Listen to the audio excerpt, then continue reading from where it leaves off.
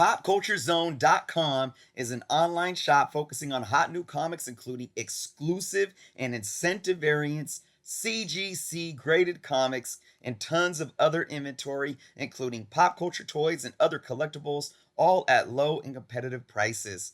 PopCultureZone.com ships all over the US. And if you are buying raw comics, they offer flat rate shipping of only $4.99. That's right, $4.99. Absolute craziness, right? And there's no taxes included, excluding New Jersey.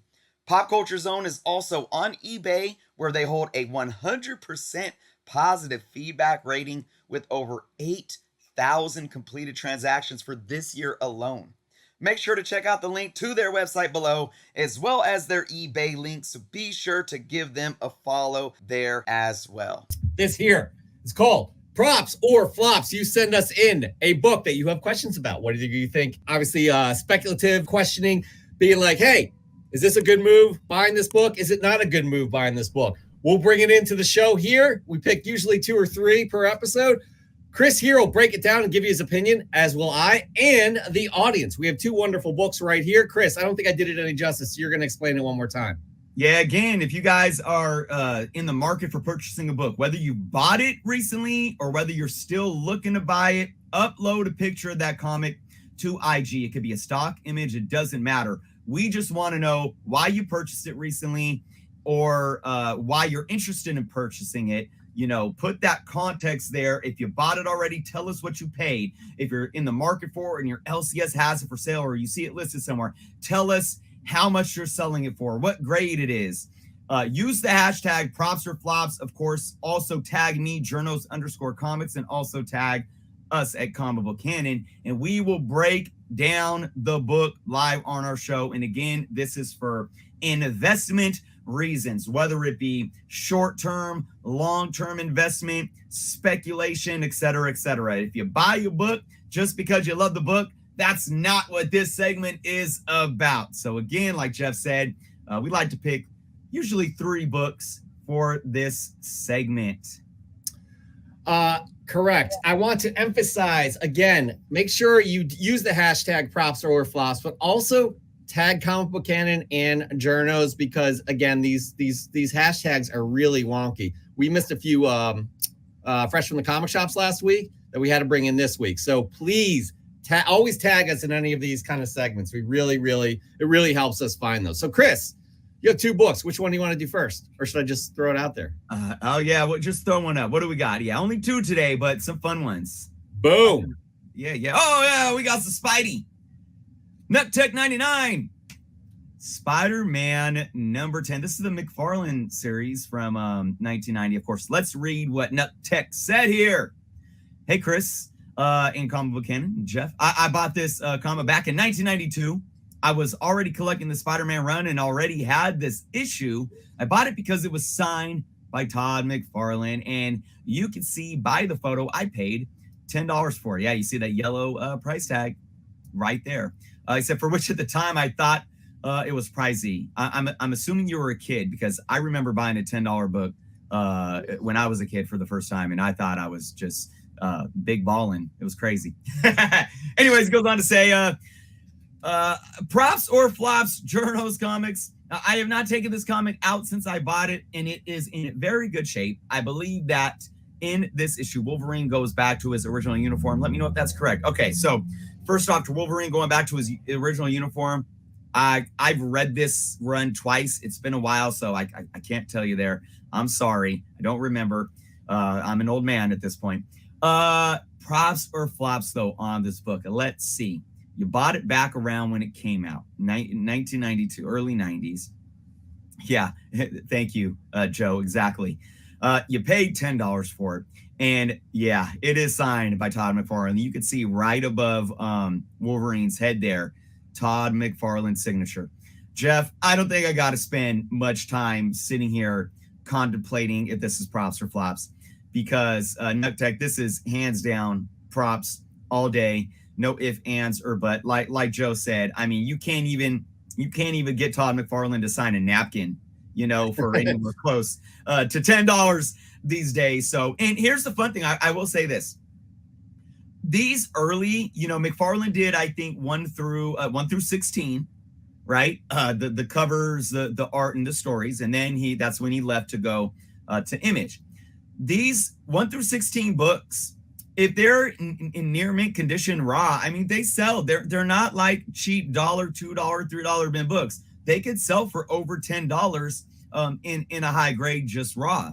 So that right there, even if you bought this book for $10 and it's in near mint condition, even there, you could sell it today and at least make your money back. But having Todd's signature on that's amazing. I mean, I'm not big for signed books at all. It's very strange. I actually most likely would rather prefer them not be signed.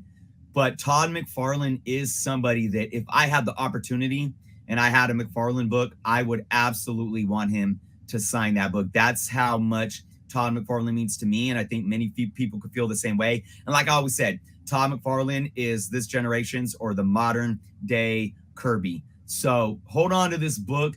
If it's something that you're going to pass down, in your family, that's something awesome to have. But if you're looking for a long-term hold, again, 20 years from now, this book is even going to be worth way more than it is right now, in my humble opinion. I want to also just point out that Nucktech here is, in fact, here in the chat. In 91, he was 28 years old. Oh, okay. Well, there you go. Even for 28, thought it was a lot of money. Yeah, for sure. I'm going to say props too for $10. That's heck yeah, man. Just, Joe brought up a good point. $100 plus now for a Todd McFarlane signed book. Again, that's such an amazing cover. Let's bring that up one more time too. It's definitely ingrained in my youth, and I know it probably is yours as well, Chris. So look at just with the Wendigo and Wolverine, and just how dark Spider-Man was in this run as well. Yeah. Just to me, it's classic. Nucktech, I hope it means something to you as well. But yeah, I don't think Joe was getting any signatures in 1991 as he was 1 year old. He's a 1 year old. And just for hacks, shits and giggles, Sean was 13. Everybody just tell us how old you were in 91. That's fine. This is fun. But yeah, I'm going to give it a props as well. So that's a good submission right there. Let's get to our second props or flops submission here. Christopher.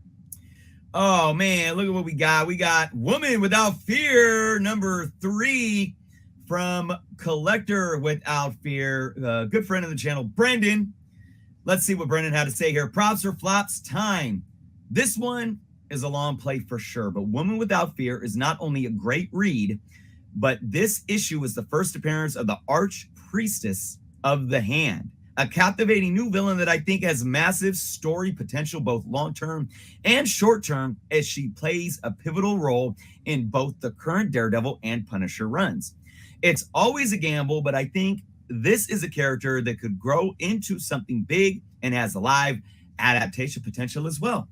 Definitely a long play, but the book currently goes for about $8 to $10, and I got it for cover price, so I'm happy with this play.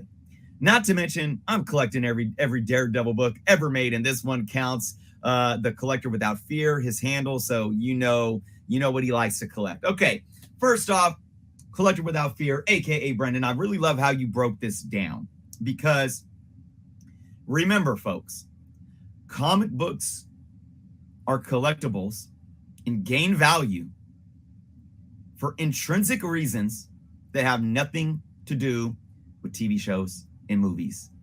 Remember that. That's always been there. The TV shows, the movies, the live action, all of that is something very new. Okay? So let's look at everything that Brendan said here. It's the first appearance of this character that has, and now I've heard a lot of, from that Daredevil run that led into this Elektra Woman Without Fear Daredevil run. I've been collecting it to read. I haven't read it yet, but I've heard nothing but good things. Nothing but good things. I've always loved The Hand. I think The Hand is a great organization that has always had really great origins and stories in the comic books. I absolutely agree that this can be a character that we can see in really good storylines for decades to come. That right there, if you look at buying a book at cover price, what does that mean in terms of an investment value or an investment play? Well, it means to me, there's almost no risk at all. You buy the book, you pay $3.99 for the book, you read the book, you hold on to it, and if anything ever happens, this character's first appearance might be worth $6, $7, $8, $9, $10 10 years from now, $12 20 years from now. Who knows? Because even though modern books are a completely different, they're a completely different beast than, say, anything copper age to earlier, age does matter. And we're not mass producing books anymore, we're not. So that's a good thing. So that right there, I think, shows that if this is an investment purpose, very, very limited and minor risk involved.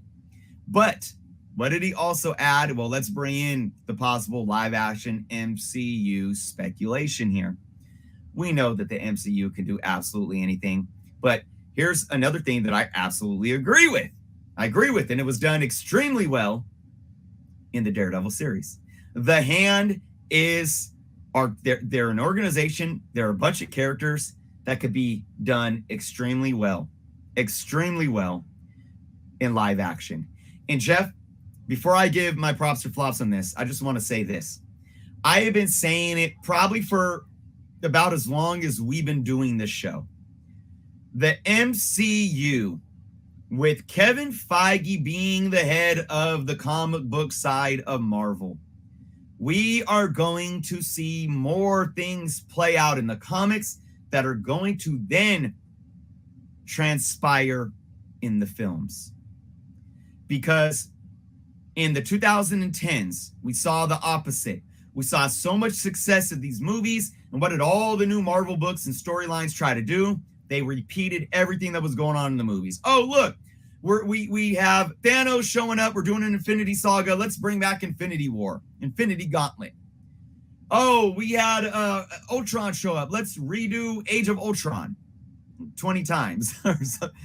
So now I think, and I'm not going to give any spoilers away, but if you look at some of the last couple of properties, you may already see some of that playing out with some of the new storylines and new characters. So because you bought this book for cover price, Brandon, I am going to give this book a props because you can't lose. You can't lose on this book paying $3.99 for the book, whether it's this character just has a decent future in the comic books and maybe 20 years from now, it's a $10 book still. Maybe that $8 to $10 price right now isn't going to hold. Maybe that's going to drop because it's just FOMO, or maybe it's just speculation, whatever. But again, you paid $3.99 for the book. There's nothing to lose here. If anything does happen in the future, it gives a lot of room for you to be able to sit or take this book, put it back on the market, and make a few bucks. So it's a props for me. I'm going to say props as well, and I'm going to say it for a couple reasons. But before I do, sorry, I was distracted with the Eagles getting a first down right there. Before I do, something you brought up where you say that this trend of comic books being tied into other media, whether it be film, whether it be TV shows, is kind of new. Is that what you said? Yes. So looking at the success of the MCU and looking at what we like to call FOMO these days, right? It's a hyper vigilant state of mind that collectors or speculators exist in. I do feel that the excitement that we get from movies bringing us back to comic books has always been there. You could go back to the Batman release and how big 1989's Batman was and how it just brought on Batman mania. Now you could say that correlates to how Batman books were selling in that era too. And I've said it before too. When I was starting to get back into comic books around when the Spider-Man movies were coming out. And I remember, it was when I saw Spider-Man 3 and saw Tobey Maguire in the black suit that I went back to my collection, was like, where's my black suit 252? And I went and bought another copy. But when we talk about the hyper vigilant, we have, again, this is not knocking, but we do have the internet and social media and apps like Key Collector to where, and YouTubers where shows. So we take in everything and it's all hyper focused, right? That is absolutely something new to where we get something like Frogman showing up, as a freaking, 2-second like slapstick comedic freaking whatever in a She-Hulk show, and a $2 book starts selling for $20, and now nobody wants to buy the book again. That's what I'm talking about. So we got to absolutely be careful regarding those things. But that's the new hype, the new overly focused, anything that shows up in a movie or a TV or that gets optioned, I have to go buy and I can't miss out on it. All right. That's fair. It's heightened these days because of the internet and the immediacy of information. However, back in like '89 with Batman, that's when I first noticed it. Like as a kid, I'm like, holy shit, these books are hot. That's when I first noticed, a hot book, or or a book that's gonna, that I could buy this week and turn in next week for $20, and maybe not $20, but I could buy more comic books because I just turned this back in. So that's how I saw it. That was my first introduction. I just wanted some clarity on that, but I do think this is a good book. I think it's a props as well, because the Hand there's so much they could do with that. Shadowland too. It wasn't that great overall, but it was an interesting, having a Daredevil that went kind of bad as the leader of the Hand, which I think the Punisher's the leader of the Hand now. So I think there's so much they could do with that. I love the cover too. I'm going to bring this back up one more time. I love this cover as well. So props all day for me. Absolutely. Especially the fact you got this for cover price. So good work. The Collector Without Fear. And I love the name as well. All right. That there ends Props or Flops. One more time, people. Let's remind y'all how to do this, right? Upload any comic that you have questions about to Instagram. Use the hashtag props or flops. Tell us why this book interests you, and we will break it down live for the show. Remember, investment purposes only. Please tag Comic Book Canon and Journos as well, so we are sure to see it. Chris, anything else to add to that? Yeah, just a reminder, remember, it doesn't have to be something that you just purchased. It could be something you're in the hunt for, but the more context, the better, folks, because if the Collector Without Fear submitted this book and said, I just paid $40 for this book, right? I would have gave it a flops because it's not worth $40. So context matters. Make sure you give us all the details possible. Absolutely. And again, fantastic segment.